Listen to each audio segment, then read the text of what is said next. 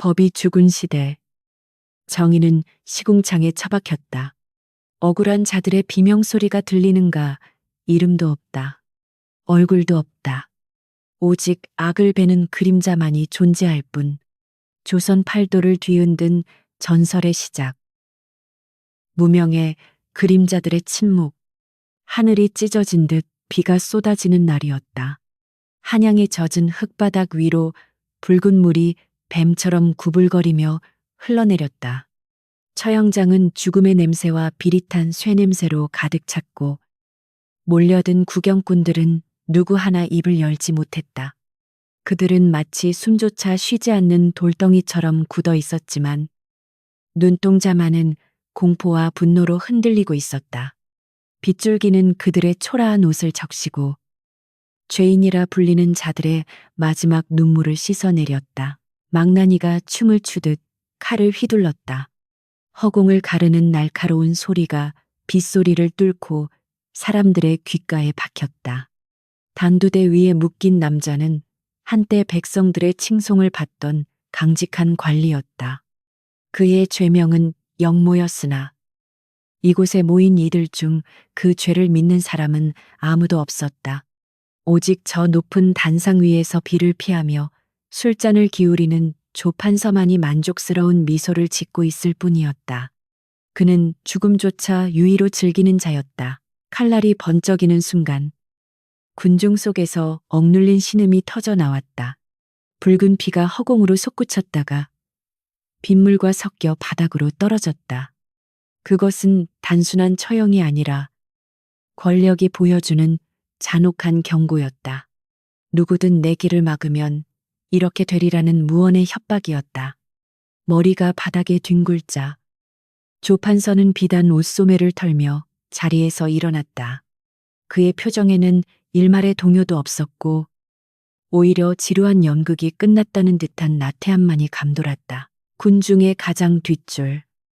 삿갓을 깊게 눌러쓴 사내가 그 모든 광경을 지켜보고 있었다. 장무영이었다.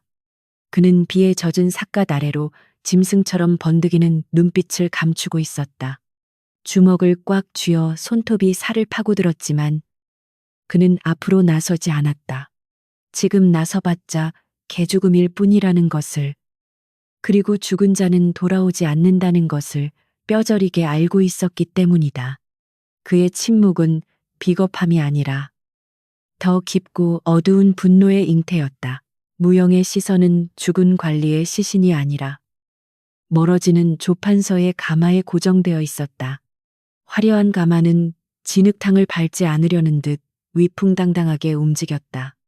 백성들은 가마가 지나가는 길을 황급히 비켜주며 머리를 조아렸다. 그들의 등은 공포로 굽어 있었고 그 비굴함은 빗물보다 더 차갑게 무영의 심장을 찔렀다.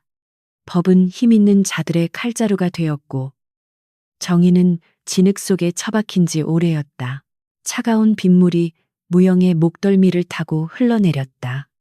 그는 과거에 자신이 믿었던 모든 가치가 이 빗물처럼 허무하게 씻겨 내려가는 것을 느꼈다. 한때는 그도 법전이 세상을 구할 수 있다고 믿었다. 붓으로 악을 베고 언변으로 약자를 지킬 수 있다고 생각했다. 하지만 지금 그의 눈앞에 펼쳐진 현실은 붓이 칼을 이길 수 없음을 증명하고 있었다. 그가 사랑했던 아내와 아이도 저들과 다르지 않은 이유로 차가운 땅 속에 묻혔었다. 사람들이 하나둘씩 흩어지기 시작했다. 처형장은 금세 텅 비었고 남은 것은 주인 없는 시신과 그 곁을 지키는 늙은 노비의 통곡 소리뿐이었다. 무영은 천천히 발걸음을 옮겼다. 질퍽거리는 진흙이 발목을 잡았지만 그의 걸음은 멈추지 않았다. 그는 시신 곁으로 다가가 잠시 묵념했다. 비에 젖은 흙바닥에 무릎을 꿇은 노비는 무영을 올려다보지도 못한 채 땅을 치며 울고 있었다. 그 울음소리가 빗소리에 묻혀 희미하게 들려왔다. 울지 마라. 무영이 낮게 속삭였다. 그의 목소리는 빗소리보다 작았지만 그 안에 담긴 무게는 천금 같았다. 눈물을 아껴라. 지금은 슬퍼할 때가 아니다. 그는 품에서 엽전 몇 동을 꺼내 노비의 앞에 조용히 내려놓았다. 그것은 시신을 수습할 최소한의 비용이었다. 노비가 놀란 눈으로 고개를 들었을 때 무영은 이미 등을 돌려 어둠 속으로 걸어가고 있었다. 그의 뒷모습은 마치 그림자처럼 흐릿했다. 한양의 거리는 빛 때문에 평소보다 일찍 어둠에 잠겼다. 주막의 불빛들이 하나둘 켜졌지만 거리는 여전히 스산했다. 무영은 골목 그림자에 몸을 숨기며 걸었다. 그는 자신이 가야 할 곳을 알고 있었다. 더 이상 양지의 법으로는 세상을 바꿀 수 없다는 결론을 내린 그는 음지의 방식으로 그들에게 대답해 주기로 결심했다. 이름도 없고 얼굴도 없는 존재가 되어 그들이 가장 두려워하는 어둠이 되리라. 그가 도착한 곳은 성박 외딴 곳에 있는 허름한 대장간이었다. 낡은 간판은 비바람에 삐걱거렸고 굴뚝에서는 희미한 연기만이 피어오르고 있었다. 이곳은 세상에서 잊힌 자들이 모이는 곳이자 새로운 복수가 시작될 장소였다. 무영은 문 앞에서 잠시 멈춰섰다. 안에서 들려오는 규칙적인 망치 소리가 빗소리와 섞여 기묘한 리듬을 만들어내고 있었다. 깡, 깡, 깡. 그것은 마치 누군가의 심장 박동 소리 같았다. 문을 밀고 들어서자 후끈한 열기가 무영의 젖은 몸을 감쌌다. 내부는 어두웠고 화로에서 뿜어져 나오는 붉은 불빛만이 사물의 윤곽을 비추고 있었다.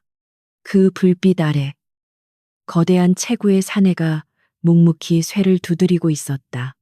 그는 무영이 들어온 것을 알면서도 고개를 돌리지 않았다. 오직 붉게 달아오른 쇠덩이만을 응시하며 망치질을 멈추지 않았다. 그가 바로 벙어리 대장장이 무명회의 첫 번째 동료가 될 자였다. 무영은 삿갓을 벗어 한쪽 구석에 내려놓았다. 빗물에 젖은 머리카락이 얼굴에 달라붙었지만 그는 개의치 않았다. 그는 대장장이의 등 뒤에 서서 조용히 입을 열었다. 사람을 죽이는 칼은 필요 없다. 그의 목소리는 불타는 화로보다 더 뜨거웠다. 하지만 사람의 마음을 베는 칼이 필요하다. 뼈를 깎는 고통보다 더 깊은 공포를 심어줄 수 있는 것. 네가 그것을 만들 수 있다는 것을 안다. 대장장이가 망치질을 멈췄다. 그제야 고개를 돌린 그의 얼굴은 흉터로 뒤덮여 있었고 혀가 잘려 말을 할 수 없었다. 하지만 그의 눈빛만은 살아 있었다. 세상에 대한 증오와 억울함으로 이글거리는 그 눈빛은 무영의 그것과 닮아 있었다. 그는 무영을 잠시 응시하더니 다시 화로를 향해 돌아섰다. 그리고 더 강하고 빠르게 망치질을 시작했다. 그것은 무영의 제안에 대한 무언의 승낙이었다. 대장간의 열기는 점점 뜨거워졌다. 밖에서는 여전히 비가 쏟아지고 있었지만 이곳은 전혀 다른 세상이었다. 두 사내는 말없이 각자의 생각에 잠겼다. 한 명은 잃어버린 정의를 되찾기 위해, 다른 한 명은 빼앗긴 목소리를 되찾기 위해 그들은 오늘 밤 세상이 기억하지 못할 약속을 맺고 있었다. 이것은 영웅의 탄생이 아니었다. 그저 억울하게 죽어간 이들의 원혼을 달래기 위한 긴 밤의 시작일 뿐이었다. 무영은 화로 속에서 붉게 타오르는 숯을 바라보며 생각했다. 오늘 처형장에서 보았던 조판서의 웃음을, 그리고 진흙탕에 처박힌 관리의 머리를. 그는 맹세했다. 저 거만한 웃음을 비명으로 바꾸고 저들의 견고한 성벽을 공포로 무너뜨리겠다고. 이름 석자를 남기기 위해 사는 것이 아니라 저들의 기억 속에 영원히 지워지지 않는 악몽으로 남겠다고. 밤이 깊어질수록 빗줄기는 굵어졌다. 한양의 모든 빛이 꺼지고 정막만이 감돌 때 대장간의 불빛만이 유일하게 깨어 있었다. 내일 아침이 밝으면 세상은 아무 일도 없었다는 듯 돌아갈 것이다. 하지만 오늘 밤 이곳에서 만들어지는 것은 단순한 쇠붙이가 아니었다. 그것은 썩어 빠진 세상의 심장을 겨눌 보이지 않는 화살이었다. 이제 곧 그림자들의 반격이 시작될 것이었다. 성 밖의 대장간은 지옥의 아가리처럼 붉은 숨을 토해내고 있었다. 밖에서는 여전히 차가운 비가 세상을 적시고 있었지만 이곳은 계절을 잊은 듯 뜨거운 열기로 가득 찼다. 화로 속에서 춤추는 불길은 쇠를 녹일 듯 기세등등했고 그 열기에 달궈진 공기는 숨을 들이쉴 때마다 폐부 깊숙한 곳까지 타들어가는 고통을 안겨주었다. 그 뜨거운 열기 한가운데 거대한 바위 같은 사내가 서 있었다. 그의 온몸은 흐르는 땀으로 번들거렸고 검게 그을린 피부 위로는 수많은 화상 자국과 흉터가 얽혀 있었다. 그것은 마치 오래된 고목의 껍질처럼 거칠고 투박했다. 그는 묵묵히 달궈진 쇠덩이를 모루 위에 올려놓고 망치를 휘둘렀다. 깡, 깡, 깡. 그 규칙적인 소리는 이 공간을 지배하는 유일한 언어였다. 사람들은 그를 벙어리 대장장이라고 불렀다. 본래 이름이 무엇이었는지, 어디서 왔는지 아는 이는 아무도 없었다. 그저 그가 만들어내는 칼이 무서울 정도로 예리하다는 소문만이 무성할 뿐이었다. 하지만 정작 그는 사람들의 시선을 피해 이곳 성밖 외딴 곳에 숨어 지냈다. 그의 입안에는 혀가 없었다. 권세가들의 더러운 비밀을 지키기 위해 누군가가 그의 입을 영원히 닫아버린 탓이었다. 장무영은 대장간 구석에 서서 그를 지켜보았다. 사내의 등 근육이 망치질에 따라 꿈틀거릴 때마다 그 안에 맺힌 안이 함께 터져 나오는 듯했다. 무영은 알고 있었다. 저 사내가 두드리는 것은 단순한 쇠가 아니라 자신을 이렇게 만든 세상에 대한 분노라는 것을. 말할 수 없는 자의 고통은 소리 없는 비명처럼 대장간 안에 울려 퍼지고 있었다. 쇠는 거짓말을 하지 않지. 무영이 나지막이 입을 열었다. 망치 소리에 묻힐 듯 작은 목소리였지만 대장장이는 귀신같이 그 말을 알아들었다. 망치질이 잠시 멈췄다. 돌아선 그의 얼굴은 흉측하게 일그러져 있었지만 눈빛만은 형형하게 빛났다. 그는 무영을 경계하며 손에 쥔 망치를 고쳐 잡았다. 낯선 이의 방문은 그에게 언제나 불길한 징조였다. 무영은 천천히 화로 쪽으로 다가갔다. 뜨거운 열기가 얼굴을 때렸지만 그는 눈 하나 깜빡이지 않았다. 나는 사람을 베는 칼을 원하지 않는다. 무영의 말에 대장장이의 눈썹이 꿈틀거렸다. 칼을 만드는 대장장이에게 칼을 원하지 않는다니. 기이한 손님이었다. 무영은 불타는 숯을 응시하며 말을 이었다. 피를 흘리지 않고도 뼈를 부수는 무기. 베지 않고도 영혼을 지시기는 둔탁한 쇠붙이가 필요하다. 대장장이는 콧방귀를 뀌며 다시 망치를 들었다. 미친놈의 헛소리라고 생각한 모양이었다. 그는 붉게 달아오른 쇠를 집게로 집어 다시 모루 위에 올렸다. 하지만 무영은 물러서지 않았다. 네 혀를 자른 자가 조판서라는 것을 안다. 그 한마디에 대장간의 공기가 얼어붙었다. 대장장이의 손에서 집게가 미끄러질 뻔했다. 과거의 기억이 대장장이의 머릿속을 스치고 지나갔다. 당대 최고의 도공이었던 시절.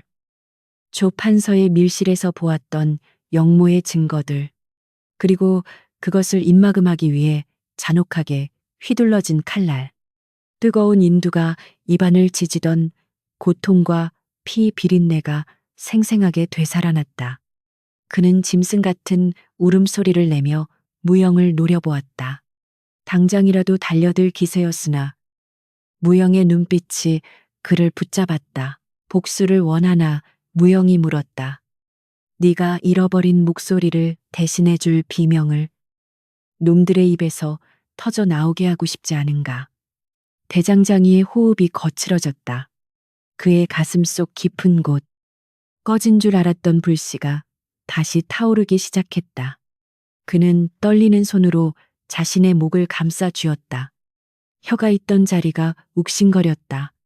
평생을 숨어 살며 사겨왔던 분노였다. 무영은 품에서 낡은 도면 한 장을 꺼내 모루 위에 올려놓았다.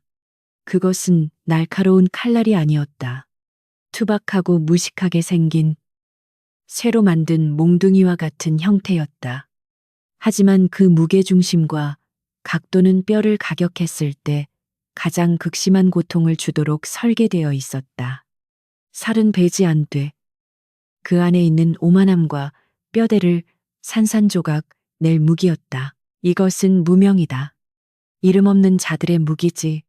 무영이 설명했다. 화려한 검술 따위는 필요 없다. 그저 내리치고 부수고 깨트리면 된다. 마치 네가 지금 쇠를 두루리듯 말이다. 대장장이는 도면을 뚫어져라 쳐다보았다. 그의 투박한 손가락이 도면 위의 선을 따라 움직였다. 대장장이의 본능이 꿈틀거렸다. 이것은 단순한 몽둥이가 아니었다. 이것은 심판의 도구였다. 한참의 침묵 끝에 대장장이가 고개를 들었다. 그의 눈에서 경계심이 사라지고 대신 기묘한 열망이 자리 잡았다.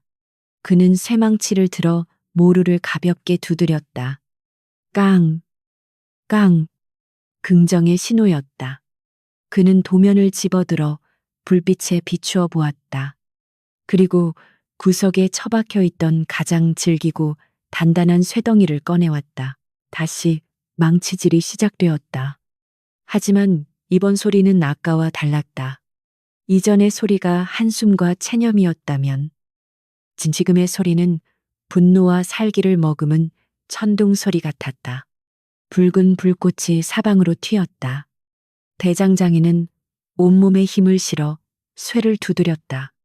땀방울이 비오듯 쏟아져 내렸지만 그는 멈추지 않았다. 쇠는 그의 의지에 따라 점점 형태를 갖추어 갔다. 무영은 그 모습을 말없이 지켜보았다. 대장장이의 땀방울 하나하나가 놈들을 향한 저주가 되어 쇠 속에 스며들고 있었다. 밤은 깊어가고 빗소리는 잦아들었지만 대장간의 열기는 식을 줄 몰랐다. 두 사내는 말 한마디 없이 서로의 고통을 공유하고 있었다. 그들은 알고 있었다. 이 밤이 지나고 나면 그들은 더 이상 피해자로만 남지 않을 것임을. 새벽녘이 되어서야 망치 소리가 멈췄다. 대장장이는 물통에 달궈진 쇠를 담갔다. 치익 하는 소리와 함께 흰 수증기가 피어올랐다. 물이 식기를 기다린 그는 완성된 무기를 꺼내 들었다. 검은 빛이 감도는 묵직한 철봉이었다. 표면은 거칠지만 손잡이 부분은 손에 딱 맞게 다듬어져 있었다. 빛을 반사하지 않는 어둠을 닮은 무기였다. 대장장이는 그 무기를 무영에게 건넸다. 무영이 그것을 받아들자 묵직한 무게감이 손끝에 전해졌다. 단순한 쇠몽둥이가 아니었다. 이것은 억눌린 자들의 분노가 응축된 결정체였다. 무영은 허공을 향해 가볍게 무기를 휘둘렀다. 붕하는 소리가 둔탁하게 공기를 갈랐다. 살을 베는 예리함 대신 공기를 찢는 압도적인 힘이 느껴졌다. 이 무기에는 날이 없다. 무영이 무기를 어루만지며 말했다. 그래서 놈들은 이것을 보고 방심할 것이다. 하지만 뼈가 부러지는 고통을 느끼는 순간 알게 되겠지. 날카로운 칼보다 무서운 것은 부러지지 않는 신념이라는 것을. 대장장이는 그 말에 동의하듯 고개를 끄덕였다. 그의 얼굴에 처음으로 희미한 미소가 번졌다. 그것은 악마적인 미소였으나 동시에 슬픈 미소이기도 했다. 무영은 품에서 돈주머니를 꺼내려 했으나 대장장이가 거친 손으로 그를 제지했다. 그는 고개를 가로저으며 자신의 가슴을 주먹으로 2번 쳤다. 돈은 필요 없다는 뜻이었다. 대신 그는 손가락으로 무영의 눈을 가리킨 뒤 다시 주먹을 쥐어 보였다. 자신의 한을 풀어달라는 무언의 부탁이었다. 약속하마. 무영은 주머니를 다시 넣으며 대답했다. 이 무기가 부러질 때까지 혹은 놈들의 오만이 꺾일 때까지 멈추지 않겠다. 그는 갓을 다시 깊게 눌렀었다. 대장간 문을 열자 차가운 새벽 공기가 밀려 들어왔다. 비는 그쳐 있었지만 하늘은 여전히 잿빛이었다. 무영이 대장간을 나설 때 등 뒤에서 다시 망치 소리가 들려오기 시작했다. 깡, 깡, 깡. 그것은 이제 단순한 노동요가 아니었다.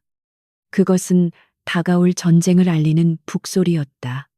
성 밖의 외딴 대장간에서 그림자들의 무기가 태어났다.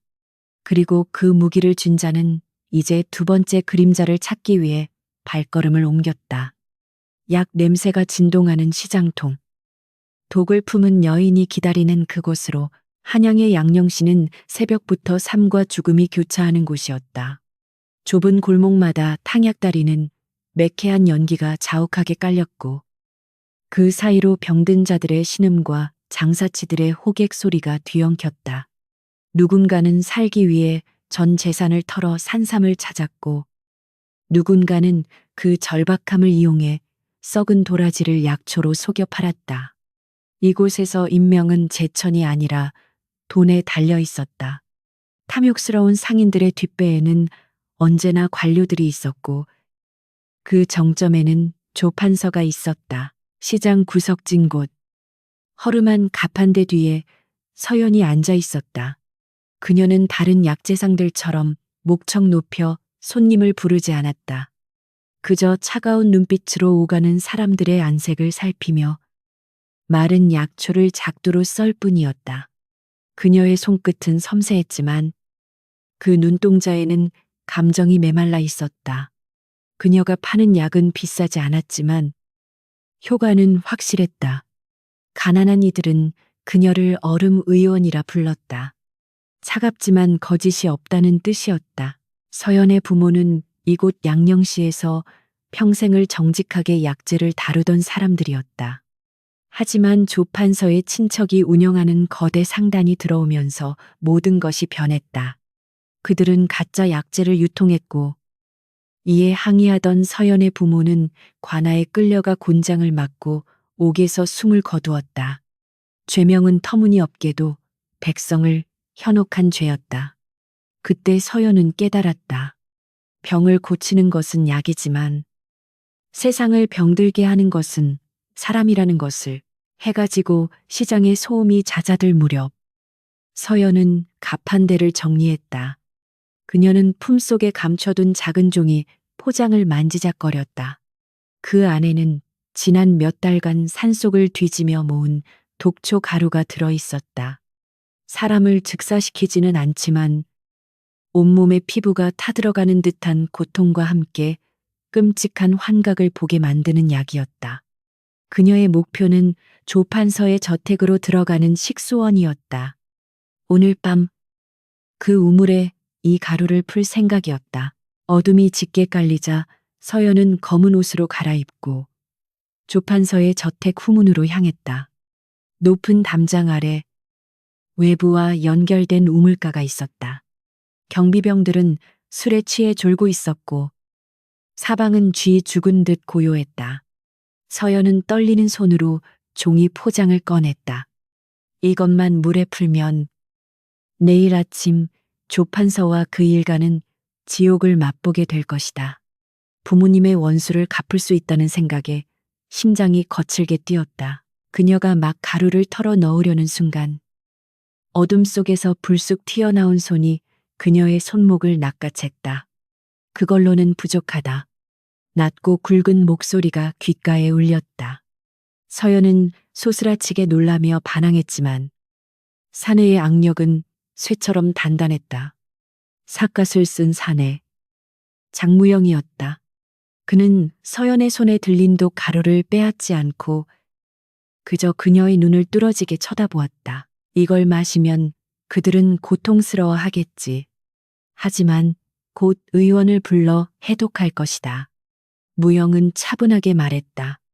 그리고 우물에 독을 푼 범인을 잡기 위해 온 시장을 뒤질 테고 죄 없는 약재상들이 또다시 죽어나갈 것이다.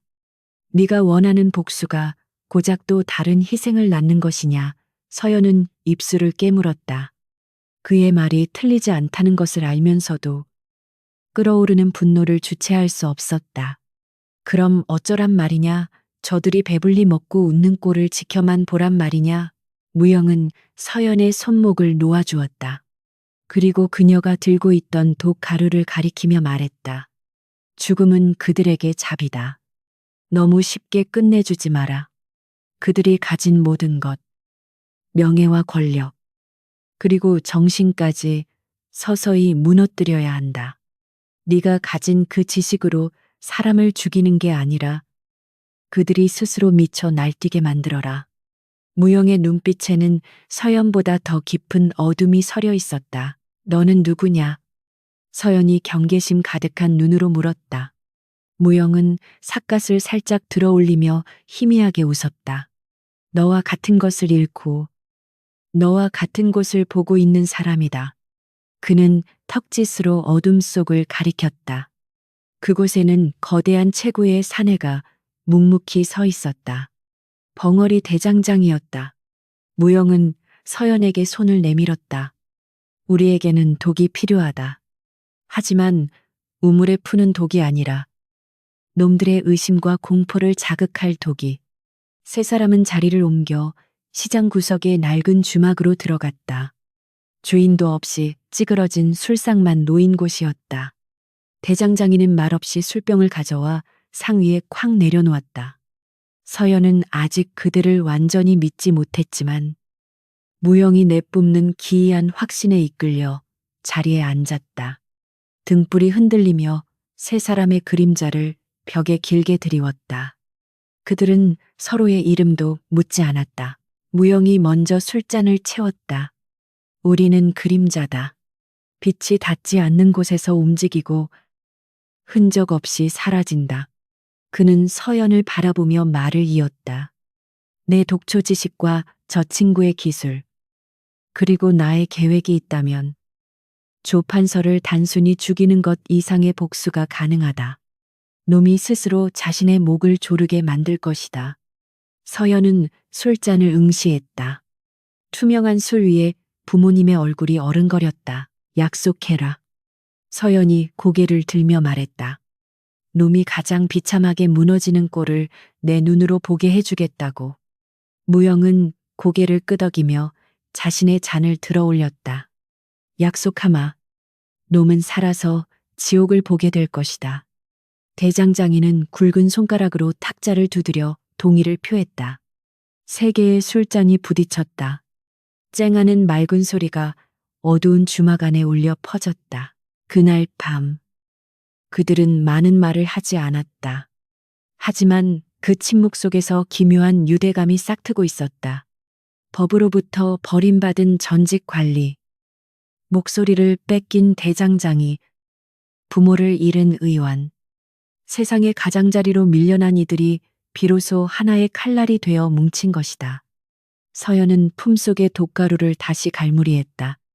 이제 이것은 단순한 화풀이 도구가 아니었다. 거대한 짐승을 사냥하기 위한 미끼가 될 터였다. 술자리가 끝날 무렵 밖에는 다시 보슬비가 내리기 시작했다. 무영은 삿갓을 쓰며 일어섰다. 내일 밤부터 시작이다. 조판서의 곡간을 털어 백성들에게 돌려줄 것이다. 하지만 그냥 훔치는 것이 아니다. 귀신이 곡할 노릇으로 만들어야 한다. 서연의 눈이 반짝였다. 그녀의 머릿속에는 이미 환각제와 마비산을 이용한 치밀한 계획이 그려지고 있었다. 세 사람은 빗속으로 흩어졌다. 각자의 집으로 돌아가는 길이었지만 발걸음은 이전보다 훨씬 가벼웠다. 더 이상 혼자가 아니라는 사실. 그리고 막연했던 분노가 구체적인 계획으로 바뀌었다는 사실이 그들을 지탱해주고 있었다. 한양의 밤은 깊었고 권력자들은 깊은 잠에 빠져 있었다. 그들은 꿈에도 몰랐을 것이다. 자신들의 목을 겨눌 보이지 않는 올가미가 이미 조여오고 있다는 것을. 다음 날 아침, 양령시에는 기이한 소문이 돌기 시작했다. 조판서의 저택 담벼락에 붉은색으로 기괴한 그림이 그려져 있다는 것이었다. 얼굴 없는 사람의 형상. 그것은 단순한 낙서가 아니었다. 공포의 서막을 알리는 신호탄이었다. 서연은 가판대에서 그 소문을 들으며 조용히 미소 지었다. 그녀의 손은 어느 때보다 정성스럽게 약초를 다듬고 있었지만 그 약초들은 이제 사람을 살리는 약이 아니라 악을 심판할 무기가 될 준비를 마치고 있었다. 달빛조차 숨을 죽인 그날 밤, 세 사람은 탁자 위에 놓인 술잔을 말없이 내려다보고 있었다. 맹세의 말은 필요하지 않았다. 피를 나누는 의식도, 거창한 구호도 없었다. 그저 서로의 눈빛 속에 담긴 깊은 어둠을 확인하는 것만으로 충분했다. 장무영이 먼저 입을 열었다. 우리는 이름이 없다. 얼굴도 없다. 그림자가 되어 어둠 속에서 움직일 뿐이다. 그의 목소리는 낮았지만 그 안에 담긴 결의는 바위처럼 단단했다. 서연과 대장장이는 고개를 끄덕였다. 그것은 세상에 존재하지 않는 자들. 무명의 탄생을 알리는 조용한 신호였다. 대장장이는 품에서 검은 무명천으로 만든 복면을 꺼내 탁자 위에 놓았다. 거친 손으로 한 땀 한 땀 기운 흔적이 역력했다. 그는 투박한 손가락으로 자신의 얼굴을 가리키며 흉터를 감추는 신앱을 했다. 세상이 그들에게 낙인 찍은 상처와 고통을 이제는 스스로 가리고 그 가면 뒤에서 심판자가 되겠다는 뜻이었다. 서연은 품에서 작은 가죽 주머니 몇 개를 꺼내놓았다. 잠들게 하는 가루와 환각을 보게 하는 향이다. 바람을 타고 퍼지면 놈들은 꿈인지 현실인지 구분하지 못할 것이다. 그녀의 설명은 간결하고 차가웠다. 그들의 첫 번째 목표는 조판서가 부정하게 축제한 곡식을 쌓아둔 비밀 창고였다. 그곳은 굶주린 백성들의 피와 땀으로 채워진 탐욕의 성체였다. 무영은 창고의 지도를 펼쳐놓고 경비병들의 순찰 경로와 교대 시간을 짚어주었다. 우리는 도둑이 아니다. 훔치는 것이 아니라 본래 주인들에게 돌려주는 것이다. 무영의 손가락이 지도 위의 창고 문을 가리켰다. 문을 열어라. 그리고 사라져라. 나머지는 굶주린 자들의 본능이 해결할 것이다. 밤이 깊어지자 세 개의 그림자는 소리 없이 성벽을 넘었다. 조판서의 비밀 창고는 겉보기에는 평범한 민가처럼 위장되어 있었으나 그 주변에는 사병들이 촘촘히 배치되어 있었다. 그들은 잡담을 나누거나 졸고 있었지만 창고 안의 재물을 지키려는 눈빛만은 번들거렸다. 서연이 바람의 방향을 확인하고 가루를 허공에 날렸다. 희미한 연기가 달빛을 타고 경비병들 쪽으로 흘러들어갔다.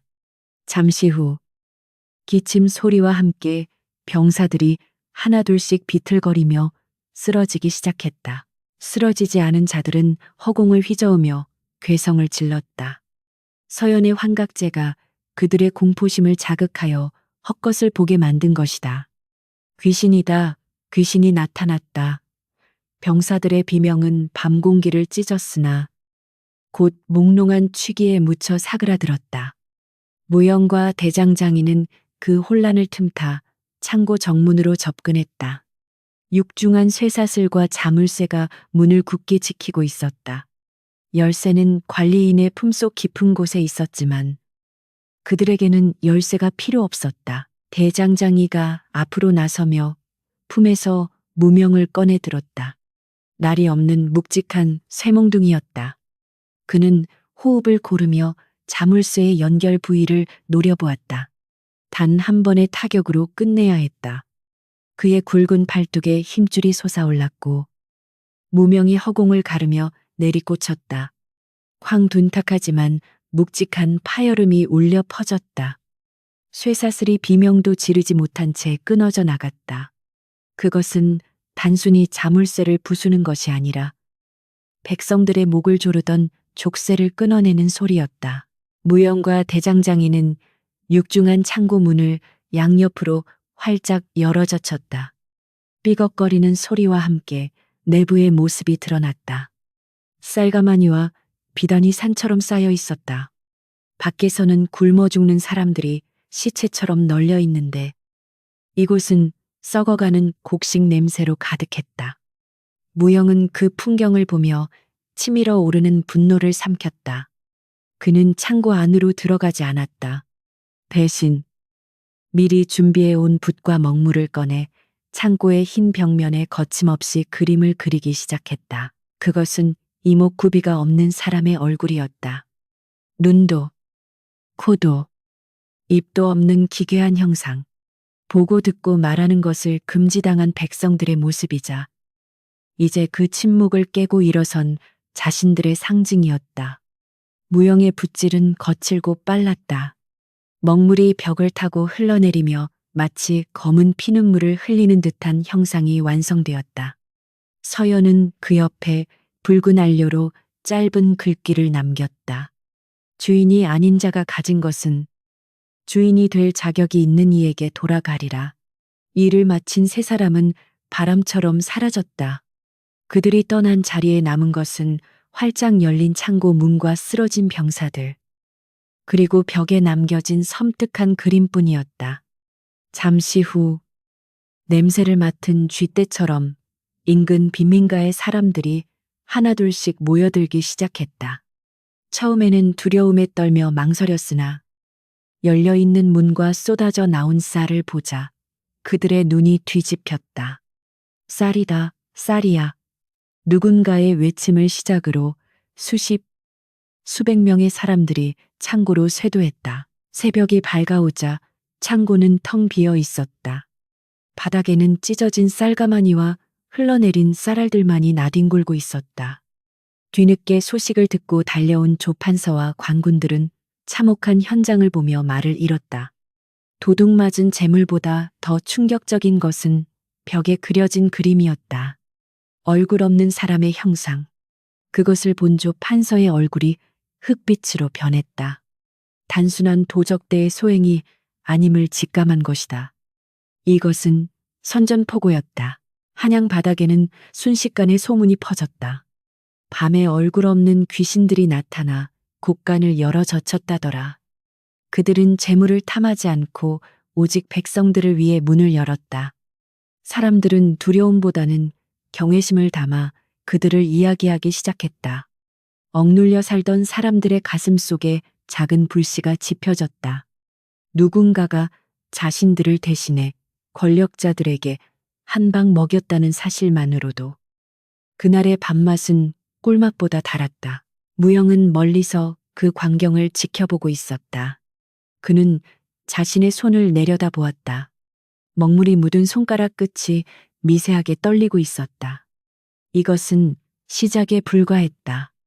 창고 하나를 턴다고 세상이 바뀌지는 않는다.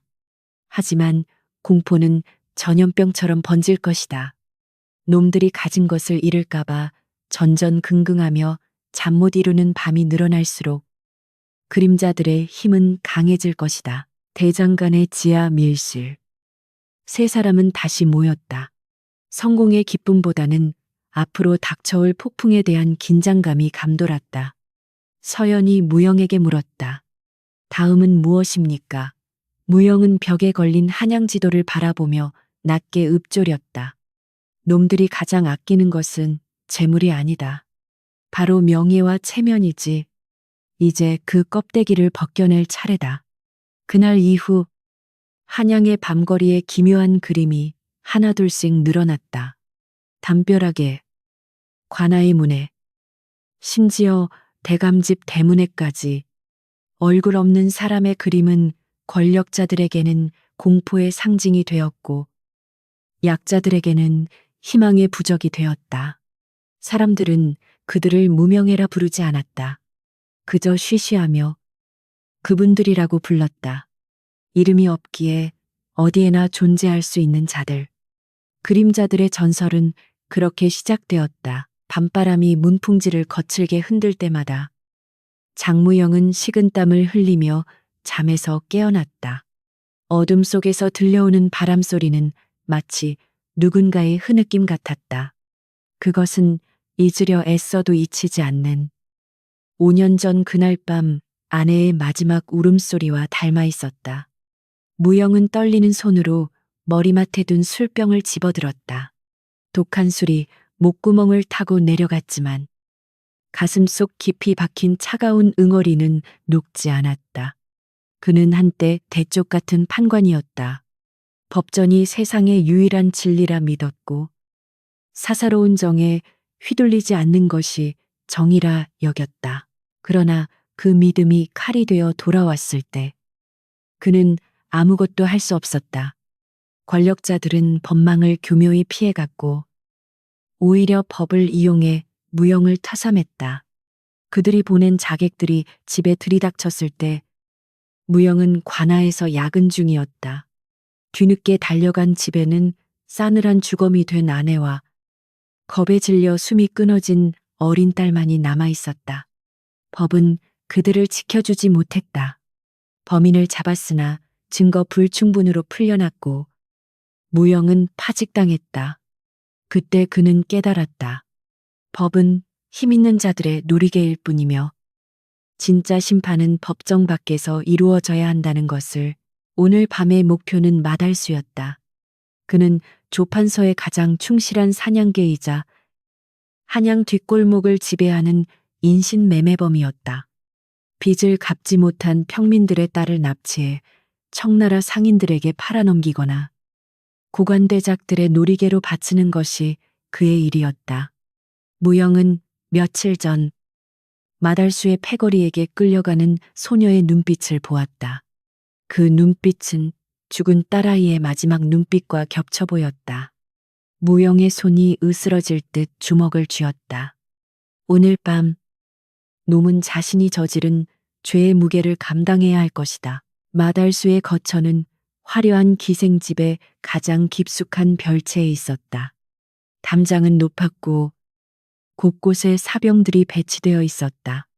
방 안에서는 질펀한 술판이 벌어지고 있었다. 마달수는 비단 옷을 풀어헤친 채 겁에 질린 기생들을 희롱하며 거만한 웃음을 터뜨리고 있었다.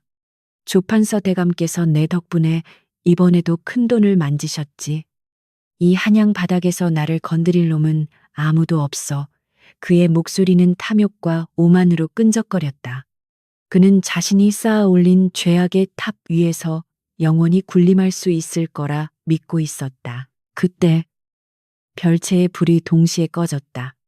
칠흑 같은 어둠이 순식간에 방 안을 덮쳤다.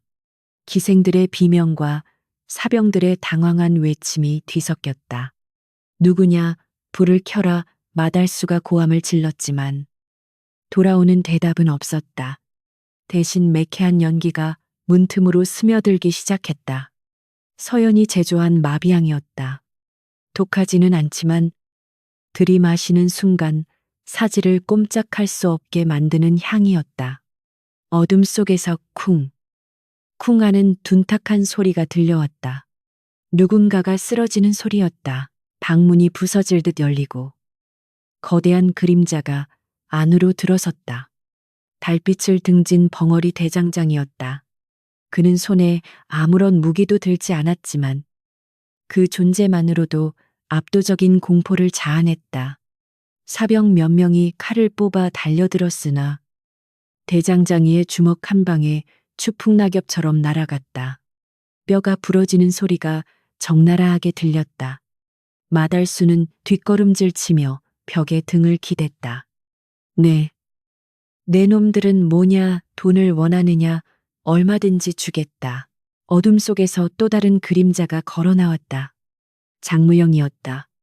그는 삿갓을 깊게 눌러쓴 채 마달수의 눈앞에 섰다. 돈은 필요 없다. 무영의 목소리는 지옥에서 들려오는 듯 차가웠다. 우리가 원하는 것은 네가 훔쳐간 사람들의 눈물이다. 마달수는 공포에 질려 다리를 떨었다. 그는 무영의 눈에서 살기를 읽었다. 그것은 단순히 사람을 죽이려는 살기가 아니라 영혼까지 짓밟으려는 잔혹한 의지였다. 살려줘. 내가 누군지 알아. 조판서에. 마달수의 말이 끝나기도 전에 무영이 그의 멱살을 잡아들어 올렸다. 네 주인이 누구인지는 중요하지 않다. 중요한 건 네가 저지른 짓이다. 무영은 마달수를 바닥에 내동댕이 쳤다. 대장장이가 다가와 굵은 밧줄로 마달수를 꽁꽁 묶었다. 서연은 방 한구석에 숨죽이고 있던 기생들에게 조용히 손짓했다. 나가시오. 뒤도 돌아보지 말고.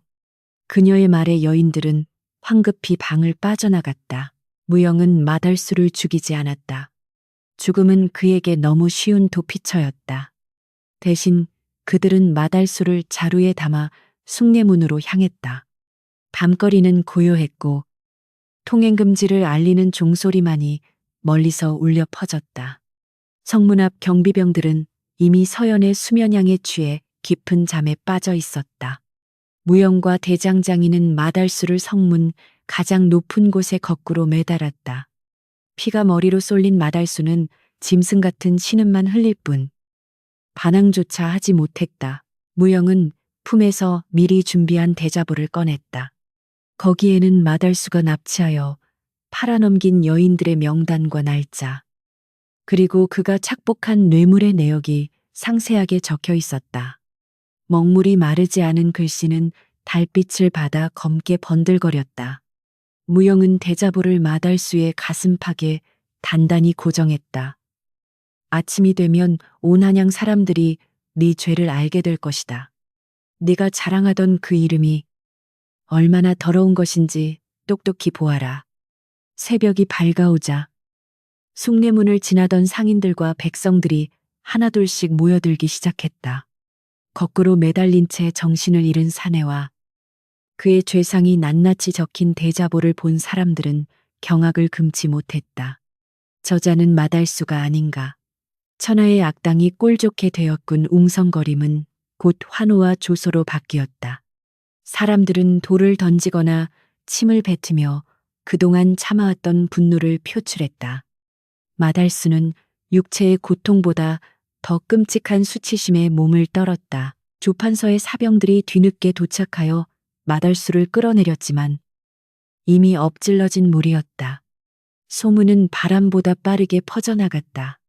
무명해가 악당을 처단했다는 이야기는 사람들의 입에서 입으로 전해지며 전설이 되었다. 조판서는 분노로 길길이 날뛰었지만 백성들의 눈과 귀를 모두 막을 수는 없었다. 그는 자신의 수족이 잘려나가는 고통과 함께 보이지 않는 적에 대한 공포를 처음으로 느꼈다. 무영은 멀리서 그 광경을 지켜보고 있었다. 가슴속의 응어리가 조금은 풀린 듯 했지만 여전히 공허함은 남아 있었다. 악인 한 명을 처단한다고 해서 죽은 아내가 돌아오는 것은 아니었다. 하지만 그는 보았다. 사람들의 눈에서 두려움이 사라지고 그 자리에 작은 희망이 피어나는 것을. 그것이 그가 칼 대신 붓을, 법전 대신 어둠을 선택한 이유였다. 그날 밤 무영은 꿈을 꾸지 않았다. 바람 소리는 여전히 창문을 두드렸지만 더 이상 울음소리로 들리지 않았다. 대신 그는 어둠 속에서 동료들의 숨소리를 들었다. 옆방에서 자고 있는 대장장이의 코 고는 소리, 약초를 다듬는 서연의 사각거리는 소리, 그 소리들은 그에게 살아있음을, 그리고 아직 해야 할 일이 남았음을 일깨워 주었다. 그는 조용히 눈을 감았다. 싸움은 이제 막 시작되었을 뿐이었다. 조판서의 사저에서는 그릇이 깨지는 날카로운 파열음이 끊이지 않았다. 마달수가 성문에 거꾸로 매달려 조리돌림을 당했다는 소식은 콧대 높은 권력자의 자존심에 씻을 수 없는 먹칠을 한 것이나 다름없었다. 조판서는 붉게 충혈된 눈으로 바닥에 엎드린 호위 대장에게 찻잔을 집어던졌다. 뜨거운 찬물이 호위 대장의 이마를 타고 흘러내렸지만 그는 감히 고개를 들지 못했다. 쥐새끼 몇 마리도 잡지 못하면서 녹봉을 받아먹다니. 당장 놈들을 잡아오지 않으면 내 놈 목부터 칠 것이다. 조판서의 분노는 단순한 화풀이로 끝나지 않았다. 그는 놈들이 백성들의 지지를 받고 있다는 사실을 본능적으로 감지했다. 그림자 속의 숨은 적을 끌어내기 위해서는 그들이 숨을 수 있는 그늘, 즉 백성들을 불태워 버려야 했다. 그는 즉시 포도청에 압력을 넣어 한양 시내에 방을 붙이게 했다. 영모를 꾀하는 무명예를 비호하거나 그들의 정체를 알고도 신고하지 않는 자는 동조자로 간주하여 참수하겠다. 한양의 공기는 순식간에 얼어붙었다. 며칠 전까지만 해도 마달수의 몰락을 보며 통쾌해하던 백성들은 다시금 공포에 질려 입을 다물었다. 포졸들은 거리를 쏘다니며 의심스러운 자들을 무작위로 잡아들였다. 그저 웃었다는 이유로 혹은 밤늦게 돌아다녔다는 이유만으로 죄 없는 사람들이 포승줄에 묶여 끌려갔다. 저잣거리에는 다시 곡소리가 울려 퍼지기 시작했고 닫힌 대문 틈으로는 두려움에 떠는 눈빛들만이 밖을 살폈다. 특히 조판서는 마달수가 매달렸던 숭례문 앞 광장에 거대한 형틀을 설치했다. 그리고 그곳에 무고한 백성 5명을 묶어 놓았다. 그들 중에는 마달수에게 침을 뱉었던 노파도 있었고 훔친 쌀을 받아먹은 어린아이의 아비도 있었다. 조판서의 전갈은 명확했다.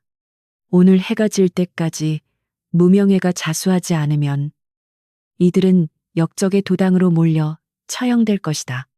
그것은 더 이상 법집행이 아니라 비열한 인질극이었다. 성 밖의 낡은 대장간 지하.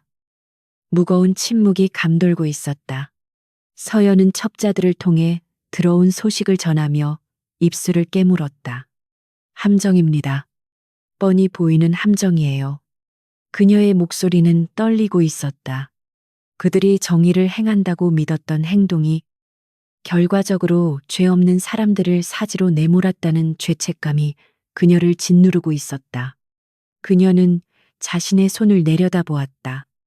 약초를 만지던 손끝이 하얗게 질려 있었다. 구석에 앉아있던 벙어리 대장장이가 벌떡 일어났다. 그의 거친 호흡 소리가 지하 밀실을 가득 채웠다. 그는 벽에 걸어둔 무명을 거칠게 움켜쥐었다. 쇠몽둥이를 쥔 그의 손등에는 시퍼런 힘줄이 솟아올랐다. 그는 밖으로 나가려 했다.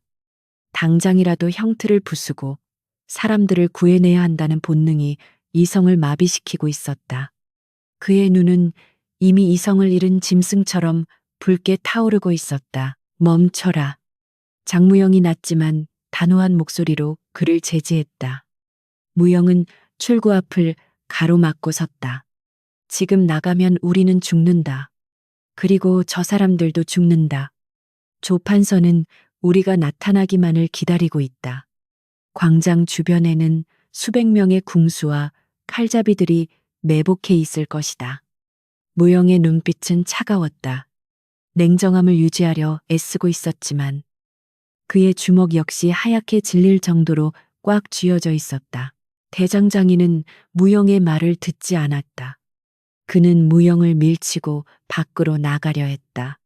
억센 힘에 무영이 뒤로 밀려났지만 곧바로 다시 자세를 잡고 대장장이의 앞을 막아섰다. 비키라고 했다. 대장장이는 말을 할 수 없었지만 그의 표정과 몸짓은 그렇게 외치고 있었다. 그는 자신의 가슴을 주먹으로 쾅쾅 두드렸다. 답답함과 분노가 폭발할 것 같다는 뜻이었다. 과거 자신이 겪었던 고문과 고통이 저 사람들에게 투영되고 있었다. 네가 나가서 죽으면 그 다음은 누가 지키나. 무영이 소리쳤다. 놈들이 원하는 게 바로 그것이다. 감정에 휘둘려 제 발로 걸어 들어오는 것. 우리가 잡히면 저들은 승리감에 도취되어 더 많은 백성을 짓밟을 것이다. 그때는 누가 막을 것이냐? 무영의 목소리가 지하 밀실의 벽을 때렸다. 그것은 대장장이를 향한 외침이자 흔들리는 자신을 다잡기 위한 절규이기도 했다. 대장장이는 거친 숨을 몰아쉬며 무영을 노려보았다. 금방이라도 무영에게 주먹을 날릴 기세였다. 서연이 달려와 대장장이의 팔을 붙잡았다. 안 돼요. 이러면 안 돼요. 그녀의 눈에서 눈물이 흘러내렸다. 저도 가고 싶어요. 당장이라도 가서 저들을 구하고 싶어요. 하지만 대장님 말씀이 맞아요. 지금은 때가 아니에요. 서연의 애원 섞인 목소리에 대장장이의 굳은 몸이 조금씩 풀리기 시작했다. 대장장이는 쥐고 있던 쇠몽둥이를 바닥에 떨어뜨렸다. 쿵! 무거운 쇳소리가 바닥을 울렸다. 그는 두 손으로 머리를 감싸쥐고 주저앉았다. 입이 없어 비명을 지르지 못하는 자의 울음은 소리내어 우는 것보다 훨씬 더 처절했다. 그의 어깨가 격렬하게 들썩였다. 그것은 무력감이었다. 힘이 있어도 쓸 수 없고 눈앞의 불의를 보고도 참아야 하는 현실에 대한 뼈저린 무력감이었다. 무영은 주저앉은 대장장이의 어깨에 손을 올렸다. 미안하다. 무영의 목소리는 젖어 있었다. 이 짐을 나누어지게 해서 미안하다. 하지만 우리는 선택해야 한다. 영웅이 되어 장렬하게 죽을 것인지, 악귀가 되어서라도 끝까지 살아남아 놈들의 숨통을 끊을 것인지. 무영은 바닥에 떨어진 무명을 집어 대장장이에게 건넸다. 일어나라. 우리는 아직 할 일이 있다. 그 시각 숭례문 광장의 해가 서서히 기울고 있었다. 묶여있는 인질들의 입술은 바싹 타들어갔고 지켜보는 군중들의 속도 까맣게 타들어갔다. 조판서는 높은 막루 위에서 그 광경을 느긋하게 즐기고 있었다. 놈들이 올까 아니면 비겁하게 숨어서 제 목숨이나 부지할까. 그는 옆에 있는 부관에게 물었다. 어느 쪽이든 상관없다. 오면 잡아서 죽이고 안 오면 백성들에게 그들의 위선을 보여주면 그만이니까. 무영은 지하 밀실의 탁자 위에 지도를 펼쳤다. 그의 눈빛은 다시 차갑게 가라앉아 있었다. 정면 돌파는 없다. 놈들이 쳐놓은 그물 안으로 들어가지 않는다. 그는 붓을 들어 숭례문 반대편 조판서의 재산이 관리되는 관아의 기록 보관소를 가리켰다. 우리는 그물을 찢는다. 놈들이 이곳에 정신이 팔려 있는 동안 놈들의 가장 아픈 곳을 찌른다. 그것은 잔혹한 선택이었다. 인질들의 목숨을 담보로 한 도박이었다. 만약 그들이 실패한다면 인질들은 죽고 무명회 역시 파멸할 것이다. 하지만 성공한다면 조판서의 권력 기반 자체를 흔들 수 있었다. 무영은 서연과 대장장이를 번갈아 보았다. 준비해라. 해가 지기 전에 움직인다. 그의 명령에 두 사람은 묵묵히 고개를 끄덕였다. 더 이상의 망설임은 없었다. 해가 뉘엿뉘엿 넘어가며 붉은 노을이 한양을 물들였다. 그것은 마치 쏟아질 피를 예고하는 듯 선명하고 불길했다. 그림자들은 다시 움직이기 시작했다. 하지만 이번에는 구원을 위해서가 아니었다. 더 큰 파멸을 막기 위한 살을 내주고 뼈를 취하는 처절한 반격이었다. 광장의 처형대 위로 그림자가 길어질수록 무명의 칼날은 조판서의 등 뒤로 소리 없이 다가들고 있었다. 타오르는 불길이 한양의 밤하늘을 붉게 물들였다. 관아의 기록 보관소, 장례원이 거대한 화염에 휩싸였다. 그것은 조판서가 백성들을 타삼해던 노비 문서와 빛 장부들이 재가 되어 날아가는 광경이었다. 불티가 눈처럼 흩날리는 거리에서 무명에는 그림자처럼 빠져나오고 있었다. 그들의 작전은 성공했다. 놈들이 숭례문 인질극에 정신이 팔린 사이 그들의 가장 중요한 약점인 재산과 권력의 근거를 태워버린 것이다. 그러나 승리의 대가는 가혹했다. 퇴로를 확보하던 도중 매복해 있던 궁수의 화살이 서연의 옆구리를 꿰뚫었다. 억짧은 신음과 함께 그녀가 비틀거렸다. 검은 복면 위로 식은땀이 배어나왔고 붉은 피가 옷을 적시며 바닥으로 뚝뚝 떨어졌다. 장무영이 급히 그녀를 부축했지만 포위망은 점점 좁혀오고 있었다. 조 판서는 바보가 아니었다. 그는 기록 보관소에도 덫을 놓아두었던 것이다. 어서 가. 서연이 고통스러운 목소리로 외쳤다. 나를 두고 가세요. 이러다간 다 잡혀요. 하지만 무영은 고개를 저으며 그녀의 팔을 더욱 꽉 잡았다. 그때 앞서가던 벙어리 대장장이가 멈춰섰다. 그는 뒤를 돌아보았다. 좁혀오는 관군들의 창칼과 피를 흘리는 서연, 그리고 절망적인 상황. 그의 눈동자가 흔들리더니 이내 짐승 같은 결의로 번뜩였다. 그는 품에서 무명을 꺼내 들고 포위망을 향해 돌진했다. 대장장이의 움직임은 더 이상 은밀한 그림자가 아니었다. 그는 포효하는 곰처럼 적진을 휘저었다. 묵직한 쇠몽둥이가 허공을 가를 때마다 뼈가 부러지는 소리와 비명이 터져 나왔다. 그는 자신의 등을 내어주고 무영과 서연이 빠져나갈 길을 열었다. 칼날이 그의 어깨와 등 스치고 지나갔지만 그는 고통조차 느끼지 못하는 듯했다. 그 처절한 몸부림 덕분에 무영은 서연을 업고 어둠 속으로 몸을 숨길 수 있었다. 겨우 추적을 따돌리고 대장간 지하 밀실로 돌아왔을 때 세 사람은 만신창이가 되어 있었다. 밀실의 공기는 무거웠다. 피냄새와 땀냄새, 그리고 밖에서 묻어온 매캐한 연기 냄새가 뒤섞여 숨을 턱 막히게 했다. 무영은 서연을 평상 위에 눕히고 급히 약상자를 찾았다. 화살은 깊이 박혀 있었고 출혈이 심했다. 대장장이는 입구에 주저앉아 거칠게 숨을 몰아쉬었다. 그의 등에도 붉은 선혈이 낭자했다. 참아라. 무영은 떨리는 손을 진정시키며 화살촉을 뽑아냈다. 서연이 비명을 삼키며 몸을 비틀었다. 붉은 피가 솟구쳤다. 무영은 지열산을 상처 부위에 쏟아붓고 깨끗한 천으로 단단히 동여맸다. 서연의 얼굴은 백지장처럼 하얗게 질려 있었고 호흡은 불규칙했다. 무영의 이마에서도 땀방울이 비오듯 쏟아졌다. 이것은 계획에 없던 일이었다. 아니, 어쩌면 예견된 비극이었을지도 모른다. 그때 멀리서 종소리가 들려왔다. 댕, 댕, 댕. 숭례문 방향에서 울려 퍼지는 죽음을 알리는 종소리였다.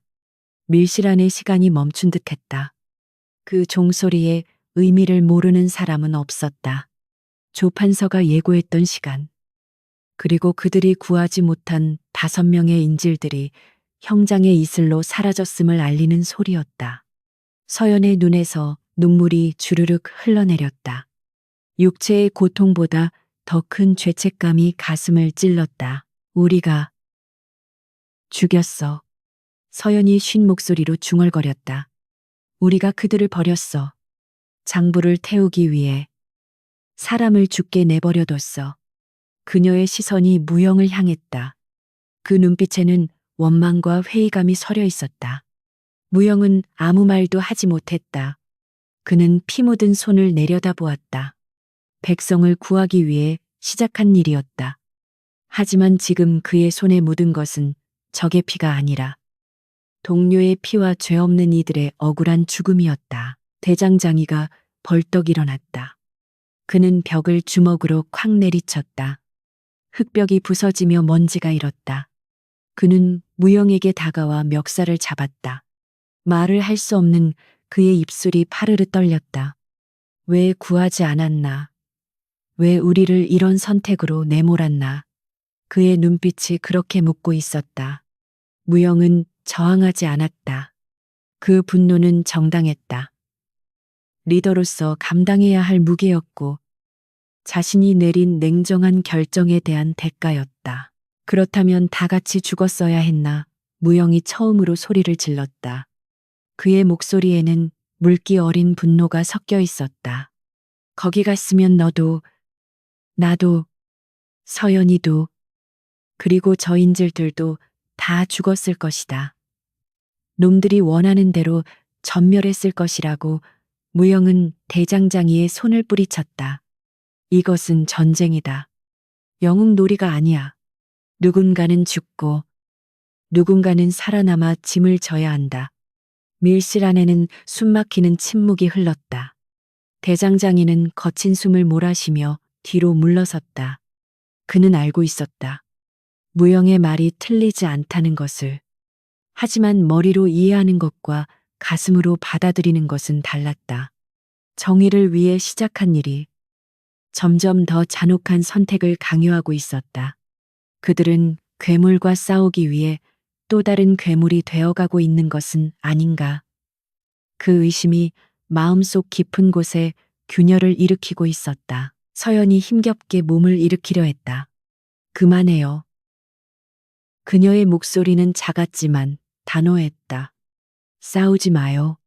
지금 우리가 무너지면 죽은 사람들은 정말 개죽음이 되는 거예요. 그녀는 고통을 참으며 대장장이에게 손을 내밀었다.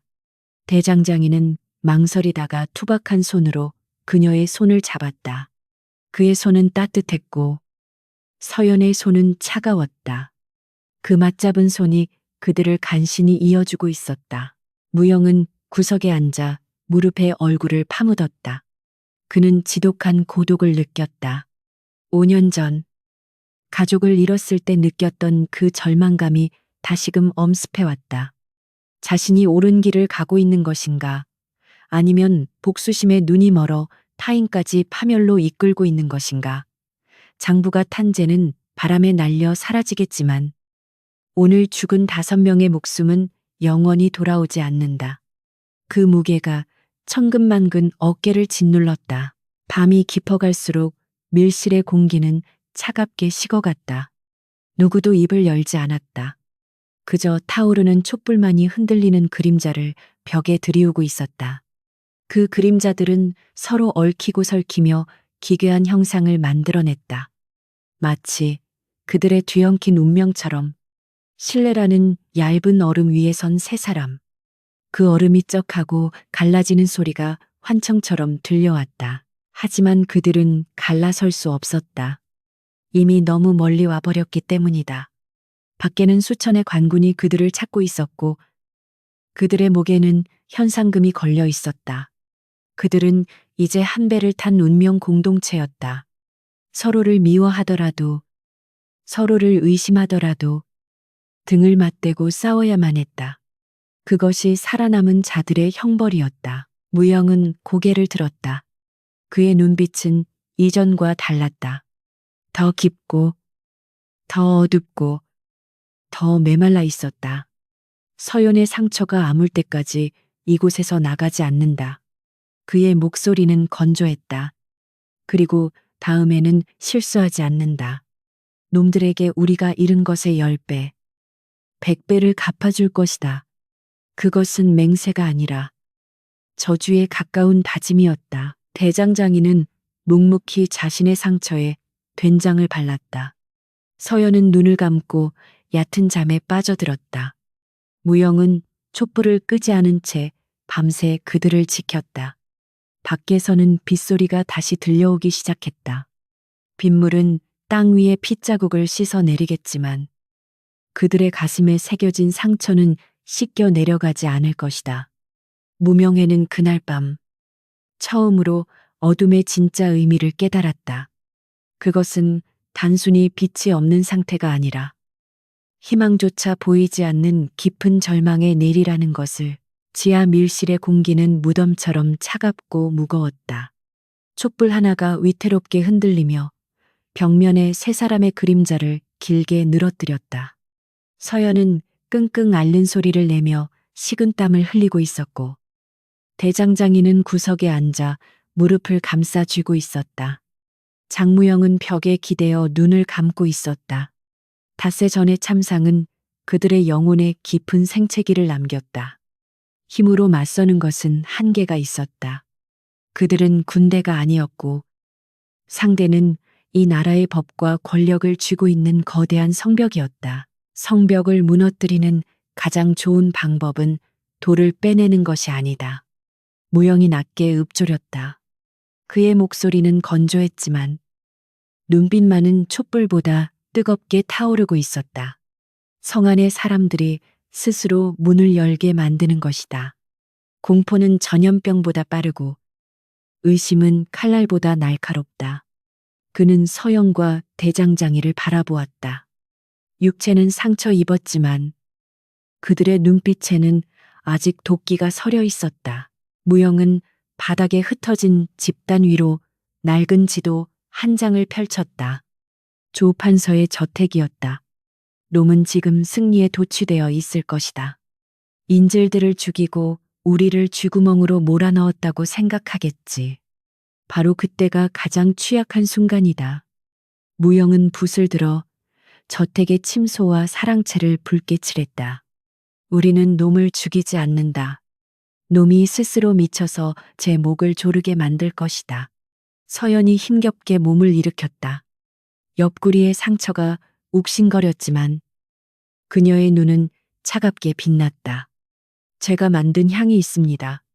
그녀는 품에서 붉은색 종이 포장을 꺼냈다. 잠들게 하는 향이 아닙니다. 이 연기를 마시면 깊은 곳에 숨겨둔 공포가 환각이 되어 나타납니다. 놈이 지은 죄가 많을수록 그 공포는 놈을 더 끔찍하게 괴롭힐 것입니다. 대장장이는 말없이 고개를 끄덕였다. 그는 대장간 구석에서 얇은 쇠붙이들을 꺼내왔다. 그리고 그것들을 두드리고 비틀어 기이한 모양의 풍경을 만들기 시작했다. 바람이 통과할 때마다 쇠끼리 부딪히는 소리가 났다. 하지만 맑은 소리가 아니었다. 그것은 마치 억울하게 죽은 귀신이 흐느끼는 듯한 뼈와 뼈가 갈리는 듯한 소름 끼치는 소리였다. 작전은 은밀하게 시작되었다. 한양의 저작거리에 기묘한 소문이 돌기 시작했다. 죽은 5명의 원혼이 조판서의 집을 떠돌고 있다더라. 밤마다 담장 너머로 곡소리가 들린다지. 소문은 바람을 타고 순식간에 퍼져나갔다. 무영이 퍼뜨린 말이었지만 백성들은 그것을 사실로 믿고 싶어 했다. 억울한 죽음에 대한 분노가 그 소문에 살을 붙이고 뼈를 세웠다. 그날 밤 달빛조차 구름 뒤로 숨은 칠흑 같은 어둠이 조판서의 저택을 감쌌다. 대장장이는 저택의 지붕 위로 소리 없이 기어 올라갔다. 그는 처마 및 그림자가 가장 짙은 곳에 자신이 만든 풍경을 매달았다.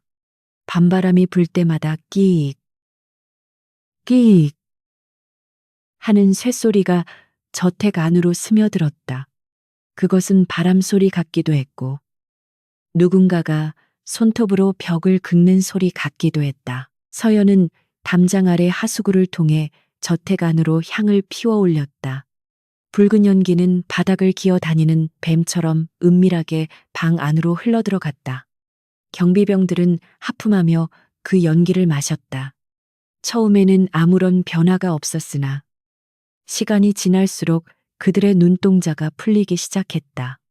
그림자가 움직이는 것처럼 보였고 바람소리가 귓가에 속삭이는 저주처럼 들렸다. 사랑채에 앉아있던 조판서는 술잔을 기울이고 있었다. 그는 며칠 전 처형한 백성들의 일을 떠올리며 비웃음을 흘렸다. 감히 천한 것들이 나를 능멸하려 들다니. 그러나 술기운이 오를수록 기분이 이상해졌다. 방구석의 촛불이 파랗게 변하는 것 같았다. 그리고 어디선가 희미하게 들려오는 긁는 소리. 끼익, 끼익, 거기 누구냐 조판서가 소리쳤다. 문 밖을 지키던 호위무사가 들어왔다. 하지만 조판서의 눈에 비친 무사의 얼굴은 평소와 달랐다. 뭉개진 얼굴, 피 흘리는 눈. 그것은 며칠 전 그가 처형하라고 명령했던 그 백성의 얼굴이었다. 조판서는 비명을 지르며 술상을 엎었다. 저놈을 당장 끌어내라, 귀신이다. 호위무사는 당황하여 뒷걸음질 쳤다. 대감마님, 접니다. 정신 차리십시오. 하지만 조판서의 귀에는 그 말이 들리지 않았다. 환각향에 취한 그의 뇌는 공포를 실체화하고 있었다. 그는 벽에 걸린 장검을 뽑아들고 허공을 향해 휘둘렀다. 오지 마라. 내가 너희들을 죽였어. 내가 이 나라의 법이다. 저태가는 순식간에 아수라장이 되었다. 환각에 취한 것은 조판서뿐만이 아니었다. 경비병들 역시 서로를 귀신으로 착각하고 칼을 겨누었다. 개들이 허공을 향해 미친 듯이 짖어댔고 하녀들은 공포에 질려 비명을 지르며 도망쳤다. 무명해가 피 한 방울 흘리지 않고 만들어낸 지옥도였다. 그들은 그저 놈들의 마음속에 있던 지옥을 끄집어냈을 뿐이었다. 무영은 저택이 내려다 보이는 높은 나무 위에서 그 광경을 지켜보고 있었다. 조판서가 미친 듯이 칼을 휘두르며 마당을 뛰어다니는 모습이 보였다. 그의 화려한 비단옷은 흙투성이가 되었고 위험 있던 표정은 공포로 일그러져 있었다. 보아라. 무영이 속삭였다. 네가 무시하던 그 천한 목숨들이 너를 옥죄어 오는 것을, 너의 죄가 너를 삼키는 것을. 대장장이가 지붕에서 내려와 무영의 옆에 섰다. 그는 만족스러운 표정으로 저택을 바라보았다. 자신이 만든 소리가 저 거만한 권력자를 미치게 만들었다는 사실에 통쾌함을 느꼈다. 서연도 창백한 얼굴로 미소 지었다. 그녀의 부모를 죽게 만든 원수들이 서로를 의심하고 공격하는 모습은 그 어떤 복수보다 달콤했다. 하지만 이것은 끝이 아니었다. 조판서가 미쳐 날뛰는 소리는 담장 너머로 새어나갔고 겁에 질린 하인들이 대문을 열고 도망쳐 나오면서 소문은 확신이 되었다. 조판서가 귀신에 들렸다. 원혼들이 복수하고 있다. 백성들은 두려움 대신 통쾌함을 느꼈다. 그동안 억눌렸던 분노가 귀신이라는 이름 뒤에 숨어 표출되기 시작했다. 조판서는 방 안 구석에 처박혀 벌벌 떨고 있었다.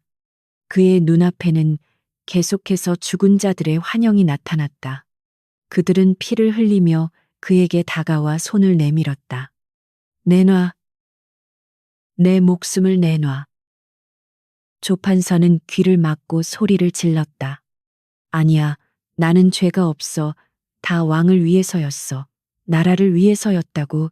그의 절규는 공허하게 메아리 쳤다. 날이 밝아오자 저택의 소라는 가라앉았지만 조판서는 완전히 폐인이 되어 있었다. 그는 누구도 믿지 못했다.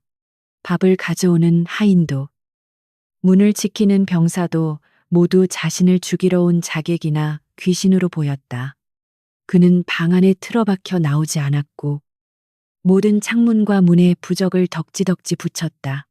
한양 최고의 권력자가 스스로 만든 감옥에 갇혀버린 꼴이었다. 무영은 나무에서 내려왔다. 이제 때가 되었다.